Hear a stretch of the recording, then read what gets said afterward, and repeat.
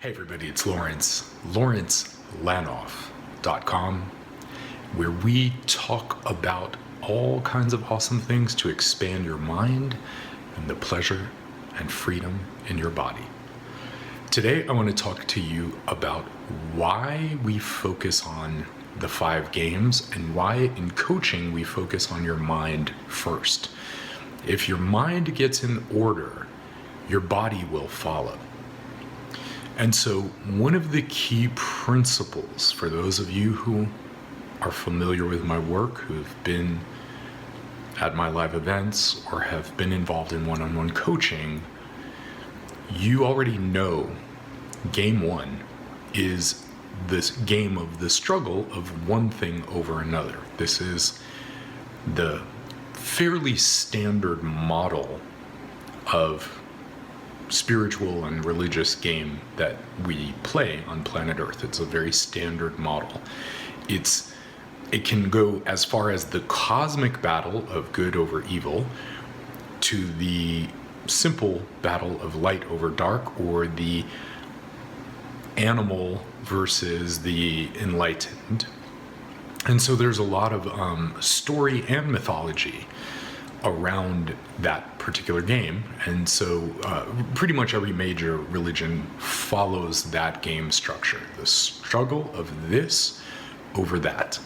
And this, of course, is a standard binary thinking. It divides the world into black and white. It makes our thinking very childlike and very naive, and it keeps us psychologically like children because we're looking at life through a undefined lens. We're thinking of life more as something that happens to us, and the goal of life is to discern positive from negative, good from bad, right from wrong, and all of that is a struggle of light over dark, good thinking over bad thinking. It's the standard epic battle of sort of, will good prevail in the universe, or will evil and darkness take over? This is a standard structural game mythology. Now, why is it so important to break away from this game? You want to recognize that it's the game. It's the dominant game of all the great world religions. But also, it's a game that keeps us psychologically imprisoned because we're stressed out. We're afraid to make decisions. We're afraid to make adult decisions. And we find ourselves constantly looking for who the evil, bad people are in the world. This creates constant stress of other. Are you like me, or are you not like me? Are you like me? Do you think like me? Are we alike, or are you the bad, evil people? And so it structures the world in a very childlike way, not very nuanced, and it leaves us dividing, like I said, outsiders versus insiders. Who are the, chosen ones, and who are the stupid people that are going to burn in hell forever? And of course, it depersonalizes people. It makes us not human, because there are those who get it and have it all figured out and are miraculously enlightened, and then there's all the stupid people, which is basically everybody else. So to quote George Carlin, everybody who's driving your speed they're right on, those are the good people. Everybody who's driving faster than you is an insane maniac, and anybody who's slower than you is like an idiot. God, you drive so slow, you imbecile. And that really is the essence of the struggle of this over that, the game 1 structure. You have it right. You know what's right. You and your, connection to whatever your beliefs are, the universe, God, whatever. You have it right. Everybody else has it wrong. The people who think like you, they have it right. Everybody else, hey, fuck them. They'll burn in hell. Hey, you told them, you shared the wisdom, they didn't get it. And of course, the problem with this is it really as I said, I mean, it so dehumanizes people. It just turns us into like insiders and outsiders. Now, in dropping that game and recognizing that that's the dominant game going on, all the world religions, that's the game they're playing. Somebody has it right, everybody else has it wrong.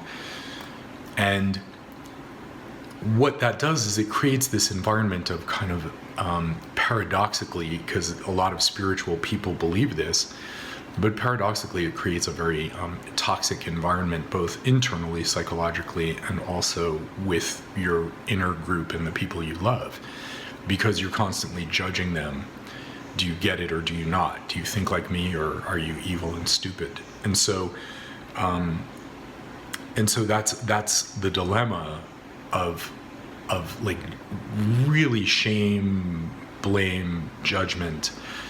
It's a very difficult place to live. And I have lived there in my life. I've lived there where literally every decision was life and death. It's like, oh my God, is it taking me closer to God and enlightenment, or is it taking me further away to the devil and darkness? And, and I literally, there was a time when I literally couldn't do anything in my life. I was so impaled by this thinking.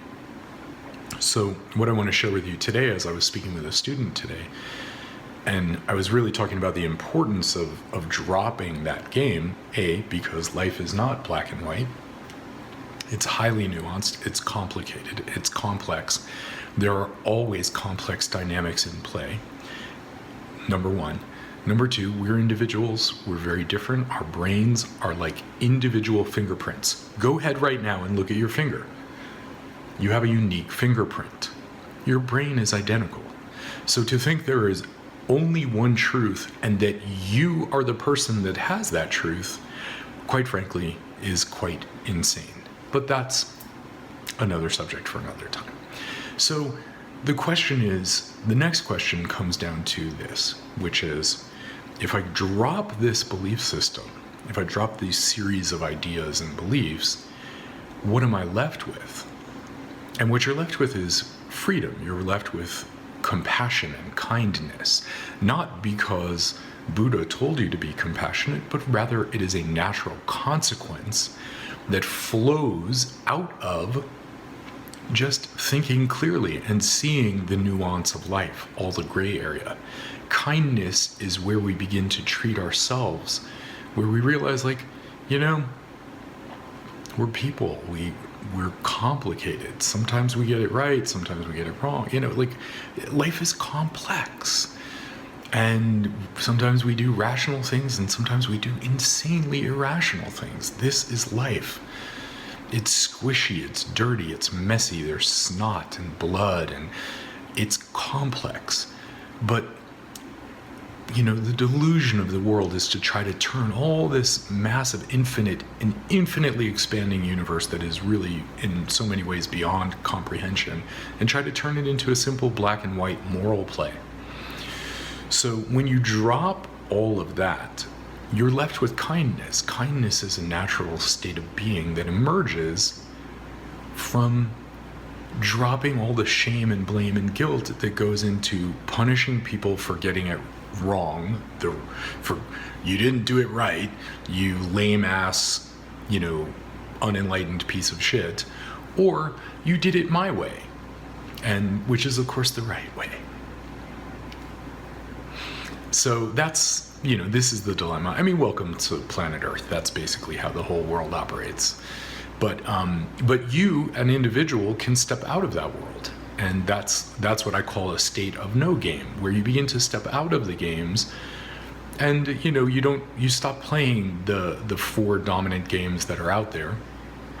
The first one that I just explained being the prevailing game that's being played by the religions of the world, and then you step into kind of this more open, nuanced place where you are taking care of you, you're thinking more clearly, you're observing, your map is more based in reality, because that is where we were living, and at least most of us, and And so when you have a map that's more in touch with reality and how life actually is, believe it or not, you can go so much further. It's like magic, suddenly it's like if you've been feeling stuck in your life, the reason you're stuck is because you're stuck in the conflicts of these, this black and white thinking, where it's like,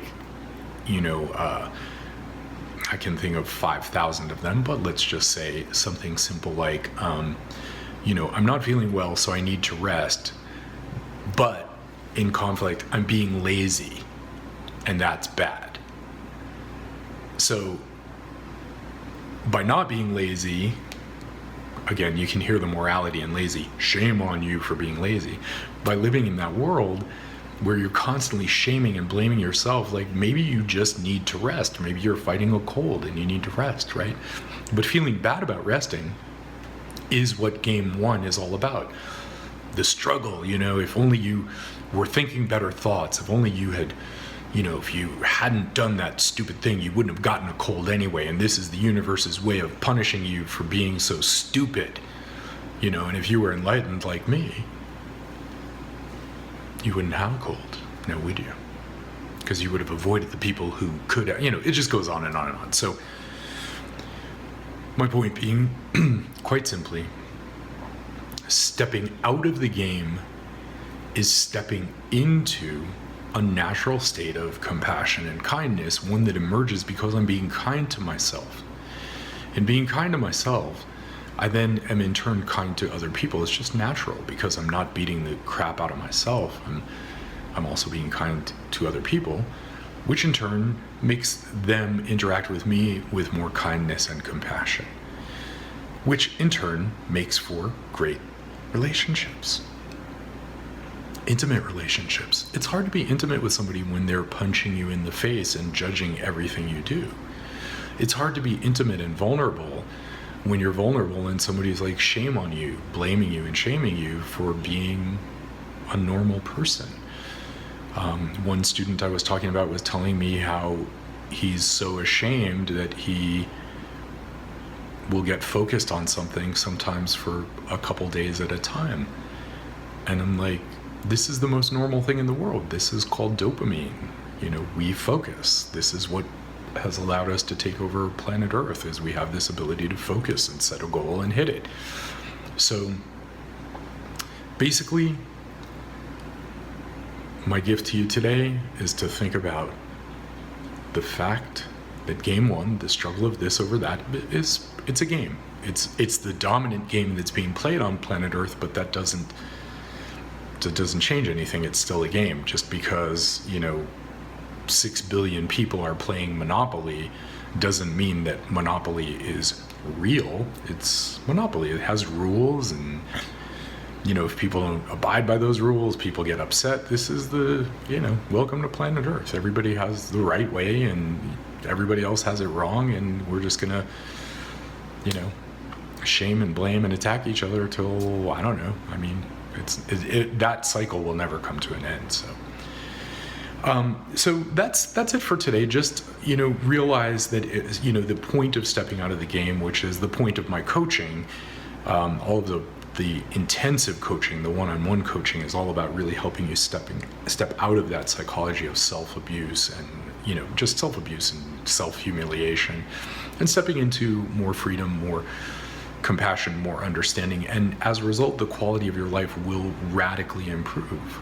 There's no reason for you to move ahead in 2016 or beyond, except in a state of happiness and bliss and more freedom and energy and more love and more compassion and more understanding. And none of those are spiritual things, and yet they paradoxically are all spiritual, but none of them are religious based. None of them, these are emergent properties that emerge out of getting your thinking clear.